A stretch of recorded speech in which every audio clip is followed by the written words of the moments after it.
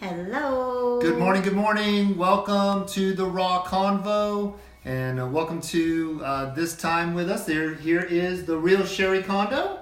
Real one. That's right. And to the gym. All right, and we're here. Going to the gym. That's right. So, all right, start with our coffees here. We've got our cups up. One of your favorite cups of all time. Yes. Again. Dots and stripes. That's right. So here we go. All right, good to see all of you here today. Well, you got coffee in there today? I have coffee in here today, and it looks like ice cream, so it's probably perfect. All right. Well, it's good to have all of you here with us today, and we're excited to be sharing with you. Yes. So before we really jump over the deep end here and go for it, or just start having a conversation. That's right. That's right. So make sure you go to YouTube and you subscribe. Please. And and let us know what you think. Go ahead and comment. Yes. Send us emojis. Let us know what you think of our conversation and any questions that you might have. Okay, and Instagram, Facebook, and of course YouTube. And of course we have a big event coming up. The event is coming. That's right. So we are like 31 days away from the Raw Business Super Saturday. That's right. Which will be at the Plano Chamber of Commerce. That's right. Plano Chamber of Commerce on January 11th from 10 to 3. Registration will start at 9:30. You can get your tickets at Eventbrite. They're only $59, and you get a discount if you buy two. So bring a spouse, bring a friend. Business partner. Of course. Whoever. All right. Whoever you find. It's going to be amazing. We've got 7 or 8 speakers. We're lining that up now. You'll see a flyer about it come out. And it will be everything from budgeting to launching to social media, setting up your values. Right, values and your value statements and goals, of course, because it's 2020 and we have to launch the year with goals. That's right. And your ecosystem, it goes on and on. I'm so excited about it. It's going to be a powerful day. Make sure you're there. Get your ticket. Saturday, January 11th. Make that your Christmas present. There you go. All right. So today we are talking about your passion for what you do.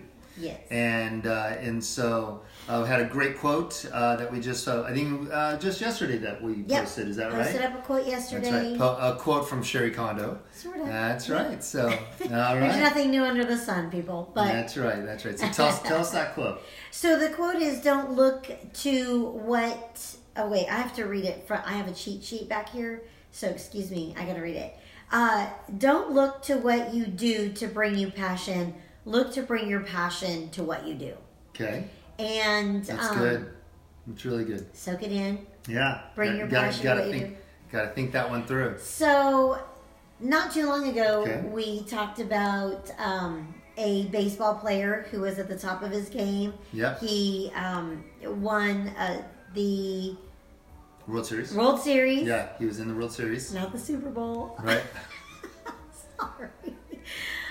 He won the World Series, and the next morning he rolls over and his wife says, "You won the World Series yesterday. Yep. How do you feel?" Right. And he said, "Now what?" And this just keeps coming around to me. Because I think most people, less and less for us as we're processing these thoughts, but I think most people find identity in what they do, and they expect that what they do is going to ignite something in them. Okay. And then when it doesn't, the next question is, well, now what? Because that didn't do it. And I think that we are kind of told by society or whatever that when you find the right thing, when you are in the right place, then greatness comes alive. And I just don't think that that's the case. It seems that when you find life in you, when you are finding your passion in you, when you are alive, and you take that places, you ignite the place you are, not the other way around. Got it. Yeah, I think it's definitely, to go into something or to do, if you're doing an activity that that you're hoping will make you excited. Yeah, like you go to do it, and you go to do it because it's like, all right, I guess I'll do this, but we'll see and whatever, and you're hoping that the activity itself will be exciting, right? And or your business, or if you're going to start a business and you hope that it's an exciting business, but you don't know, and you're just going to do this thing, hoping that it brings passion to you. I think that's where, you get lost. Right. You get lost. Where. Well, I think then you need change often. Okay. You need change all the time. Right. We see people who bounce around from thing to thing, and you don't know what's coming next. And I think we've even fit that category a time or two, and because we were searching for something that couldn't be sustained where we went, right? So I remember saying one time I felt like we had a vacation marriage. Okay. Because we were happiest right. in our marriage when we would take a vacation. Right. And then we'd get home and live real life, and we weren't doing well. And so right. then I just kept wanting to take vacation. Right. We couldn't afford that marriage. We could not afford that marriage. Right. We needed to get some counseling and fix it. But I think that happens in business. It happens in your family life. Your family. It happens. Where the passion is, you want something, you want to do something to bring the passion out, the excitement out of it, versus you being passionate about it. Right. Right. So and I wrote on Facebook, it's kind of the chicken or egg theory. Is what you're doing making you passionate? It's good. Or are you passionate about what you're doing? Right. And so maybe in the process of doing something, of going for it, is the thought process of do I do this in order to get to somewhere where I am passionate? Right. So I guess the question is, should you do that? Well, yeah, I was just thinking about that because, you kind of have to try things. Okay. To know how it fits you. Okay. So you might, in theory, you might think, gosh, if I could work with children, I would just be so, so happy. And then so many people do this, they start on the journey of school. Okay. Right? They start on the journey of education, and with the theory, with the idea that when I get done, you have to smile. Oh, that's fine. I'm listening to you. Okay. Yeah. We had kind of a moment earlier, and I'm looking at Jim, and he's like... No, I'm listening to you. Okay, so anyway, they start on education with the idea that when they're educated, then they'll be ready and excited about going into the classroom, for example. And then they finish their education, and now it's time to be in the classroom, and they're like, I hate these little people. Right. This is awful. And I did that with nursing school. As I'm telling the story, I'm like, oh yeah, I did that. Because I was all about it until we had to touch people. Then I'm like, oh no. Yeah. I don't want to touch you. And so there were some things about nursing school that seemed like it was exciting, and I probably could have made something out of it. But getting into it, then I realized, like, no, this is awful. I don't want to do this. And so I think we look at maybe what other people are doing, even if they're not excited about it. Maybe they've done it for a long time. Yeah. Or your mom has made good money at it, or right. someone said this would be a great fit for you, so off you go. But there needs to be kind of a proving ground, I think, where you try it first, try things first.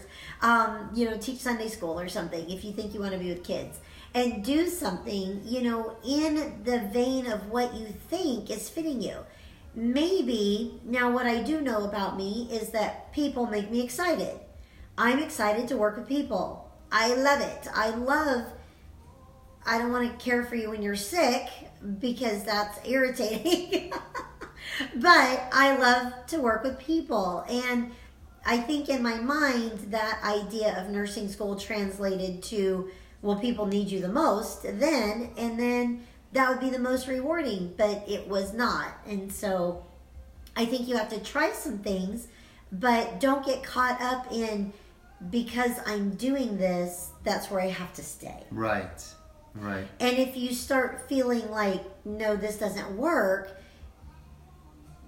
trying to squeeze passion out of it, making you passionate, it doesn't run that way. You have to bring your joy to it for it to then spark joy in you. Does that make sense? Yeah, I think so.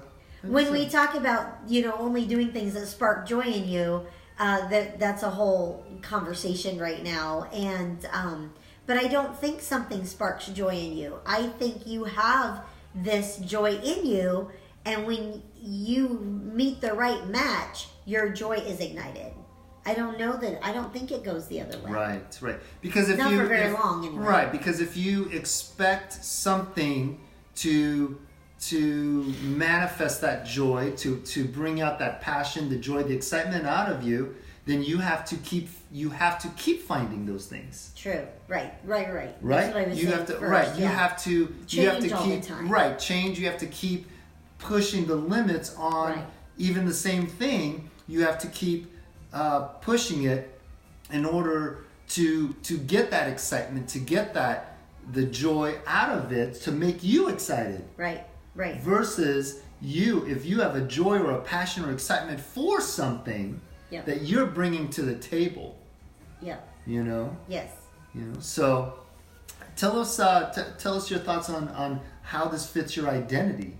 What do you think about, like, who we are as people, as our identity of who we are and our passions? How do those two kind of come together? Well, let's see. I think the things you do automatically identify you. Okay. But then to use it as who you are, not what you are. What you are is what you do, not who you are, right? And so, going back to a teacher, if you run into one of your students at school or at the mall, they're like, they're still going to call you teacher whatever, right? Teacher Peggy. That's my teacher. Your identity to them is you're a teacher. But your identity as a human is multifaceted. And so then if we get caught up in what we do as our identity, if that do changes, you're lost. Right. I think that's the problem. That's where we get caught up, is that if you're a mom, as I was a stay-at-home mom for many years, or I worked from home, and then my children started dating. Well, first they started driving, and then they start dating, and then they get married, and they're off on their own life. If I didn't have things that I identified myself as other than that, when they left, I would be nothing. I would be lost, right? Not nothing, don't get me wrong. But you do feel that sense of loss, like, now I don't know who I am. I don't know what I am. Right. And that happens because when we make relationship with people and relationships change, that can happen. A spouse passes, children move, all of it, all of the stages of life. But when you put your identity in something that externally ignites you and that changes, now what? Now there's this void of, I was something when I did that, and now I'm nothing. Right. Or how do I find become something again? Right. Right. So you talk about identity. Yeah. I think men struggle with this. I really think men struggle with this more than women. Yeah. Yeah. Well, because women do a lot of things. We do a lot of things. Yeah. And men do a lot of things too. But you are more identified by the work you do. Right. And women aren't so much identified by the work they do. Right. Maybe by their relationships. More by their relationships, I think. Yeah. And how they look. Yeah. Well, I think that men definitely can grab onto what they do as who they are. Yeah. And I think that's the biggest mistake, and yep. And not really understanding who they truly are. I love how our pastor puts it. He says, "You are not a human doing. Right. You are a human being." Right. And it's being. Who are you? Is that in that as that individual, and as that being. Who are you being? Who are you as a person? And again, men definitely. I think men have that challenge of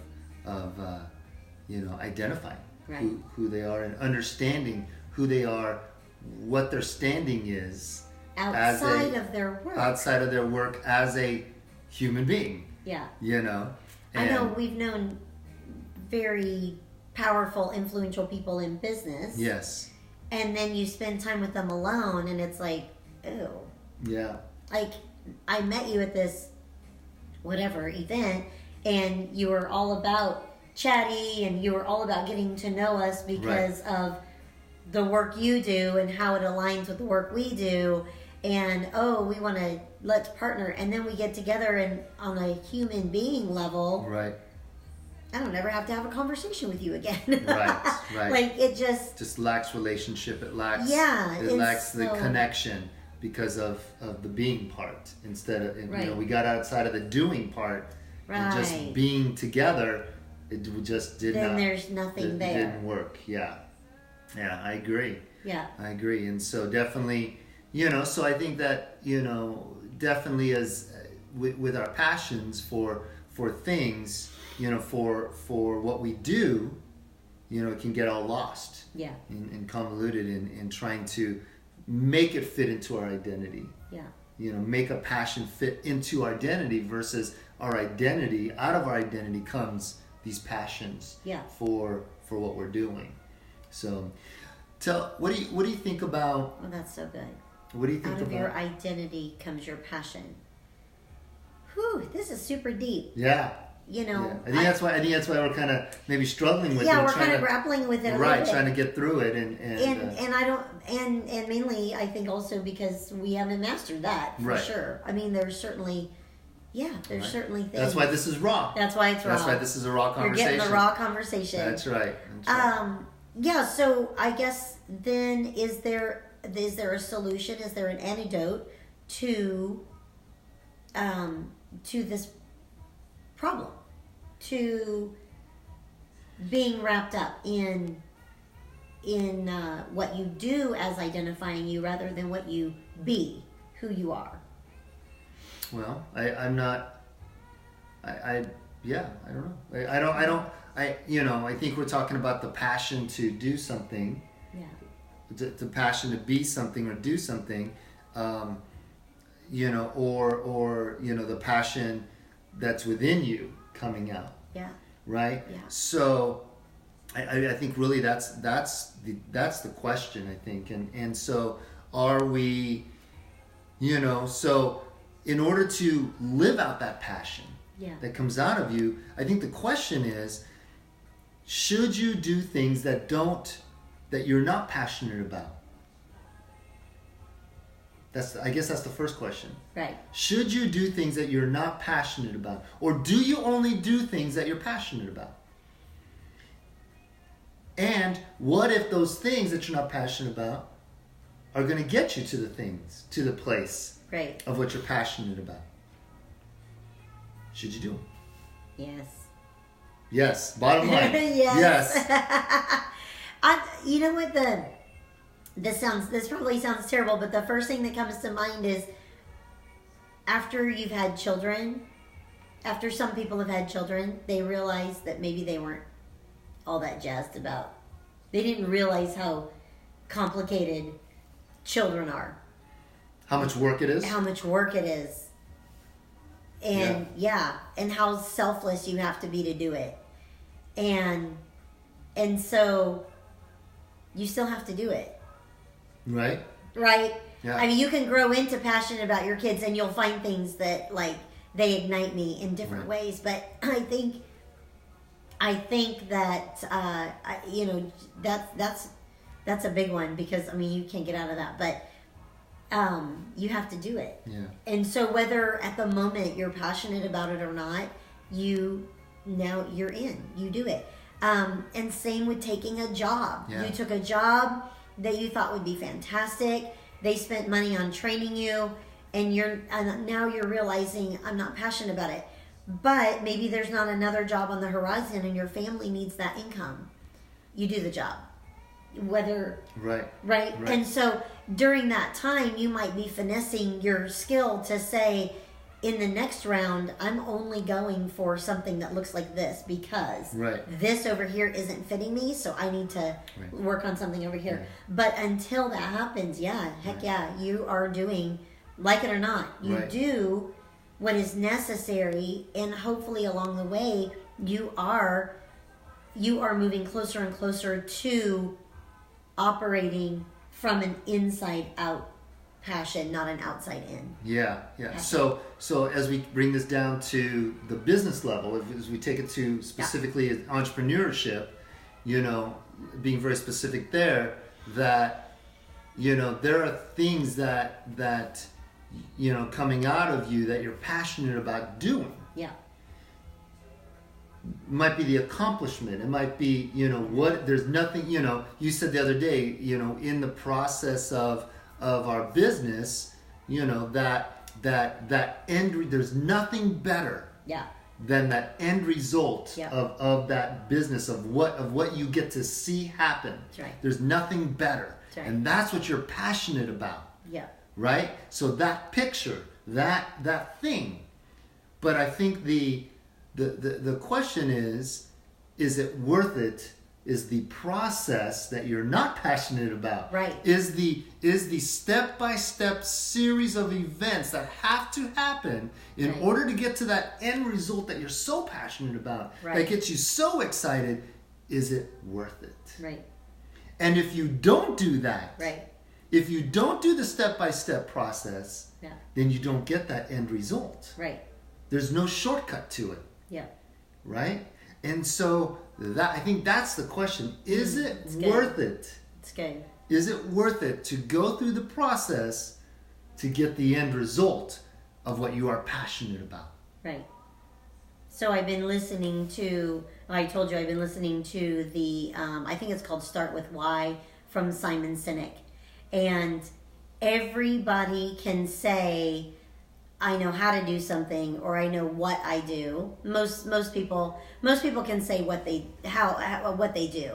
I work at the car dealership, and then how do you sell a car? That might be a little fuzzier. How you explain how you sell a car, and then he says, but few people, most everybody falls flat on the why do I sell cars? Yeah. Why do I sell this car? And so that's true in all aspects of our life. So I've really been searching this out in my mind, getting to the why. Why do we do this conversation? Why do I want to speak on stage to business people? Why do I want to personally coach business people? Why do I sell houses? Because that's our day, that's our day-to-day business is real estate. And so really getting to the why do I do it? I know what I do. I know how to do it. Right. I even know what I feel when the outcome is, like you were just saying, how great I look for that. And it's like, yes, that is why I would do it, because the end result. But if you can't stand the how and what, the end result can't come. Right. If you can't get, if that's good. If getting through the process of the how and what is awful or painful, or then you can't ever get to the end result, actual which why is you why did it. you did it. Right. And so I think backing in, just like you would do with any other progress would be, or process rather, sorry, would be back into it, right? Okay, I'm gonna make T-shirts for some event, and I know the shirt costs $5, and I know the print's $2, and so if I back into it, I need to sell these now at whatever, right? So it's the same thing. You have to kind of back into, where are you going? What would ignite passion in you? Yes. When you meet the spark that lights up the inside. Right. Because we're not looking for, you're not the spark that lights, you know what I mean? Like you have the light in you. You have the wood in you, and you're waiting to meet the spark. Right. Did I get that right? Right. So we don't want it the other way around, right? So you have to back into it. Why would I want to do this? Right. Why? What is deep inside me to make me excited? What is the passion in there that is not what I do or how I do it, why I do it? Right. Then, so that is where you find the passion. Now you put the how and the what. Exactly. The how and the what. And we've said before, and we've talked many times before about, if I'm talking with someone and they say, I would love to do that, but I don't know how, then they don't know why. Yeah. If they don't know how to do something, because when you think, whatever would be exciting to you, okay? Let's say a yard sale would be exciting to you. This Saturday, I'm going to have a yard sale. If your brain doesn't automatically start rattling off, I'm going to make some signs and I'm going to put my junk in the yard, and then we're even gonna have a lemonade stand so people want to stop. If your brain doesn't start like firing off the how, you don't even have a why. Yep. You don't even know what it is. You don't even know what it is you want to be what, doing. Right. The how and the what begins to. They just start coming naturally. Right. When it's right. A when you understand your why. Why. Exactly. When it's a passion. Exactly.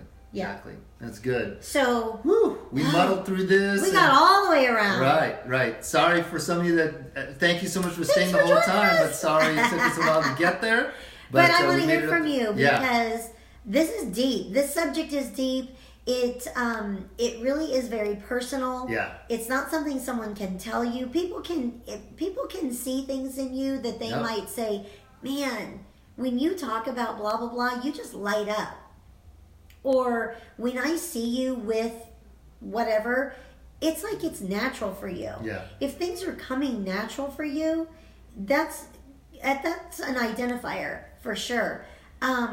So other people might be able to see things in you and they might be able to identify it and encourage you that way.